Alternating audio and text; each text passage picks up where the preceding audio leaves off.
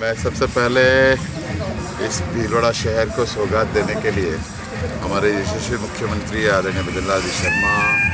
हमारे यूडीएच के मंत्री आदरणीय जावर सिंह जी खर्रा का,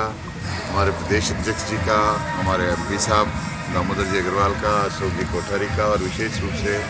साथ ही साथ पूर्व प्रदेश अध्यक्ष आदरणीय सीपी जोशी साहब का भी आभार और धन्यवाद ज्ञापित करता हूँ कि उन सब के आशीर्वाद स्नेह से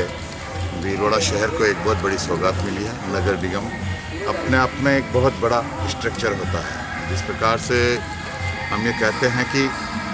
एक पैरामीटर्स होते हैं जो विकास के, उन पैरामीटर्स की हम एक सोपान चढ़कर जो प्रथम पंक्ति है उसके अंदर हम आ गए हैं। हम आज शहर से मेट्रो शहर की ओर प्रस्थान कर रहे हैं। हम शहर के विकास के अंदर पंख लगेंगे, शहर के विकास को गति मिलेगी, प्रशासनिक ढांचे में सुधार होगा और प्रशासनिक ढांचे का विस्तार होगा। कई बार हम कई प्रकार की योजनाओं को सिर्फ इसलिए क्रियान्वित नहीं कर पाते हैं क्योंकि हमें प्रशासनिक स्वीकृतियों के लिए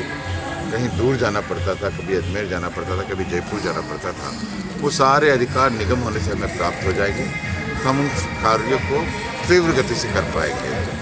दूसरा, कई प्रकार के ऐसे काम भी होते हैं जिसके लिए हमको प्रशासन के दूसरे क्षेत्रों पर भी निर्भर करना पड़ता है। उनसे भी हमें मुक्ति मिलेगी और निश्चित रूप से आने वाले समय पे जब हम 2-5 साल बाद निगम के प्रभाव देखेंगे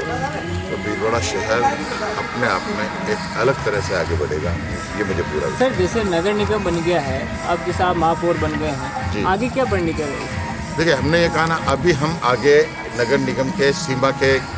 प्रस्ताव भेजेंगे कि नगर निगम की सीमा का प्रस्ताव मांगा है। हमारे जो प्रशासनिक ढांचे में जो पद है उनके सृजन का प्रस्ताव, ये दोनों प्रस्ताव हम 1-2 दिन के अंदर ही भेजेंगे। तीसरा ही मैं आपको एक बार पुनः कह रहा हूँ कि हम सब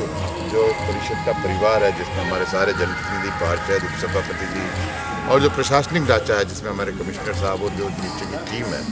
हम सब एक साथ मिलकर को जो हमें अधिकार प्राप्त हुए हैं उन अधिकारों का जनता की सेवा में और शहर के हित में कैसे उपयोग कर सकते हैं, इसके लिए जो भी काम करना होगा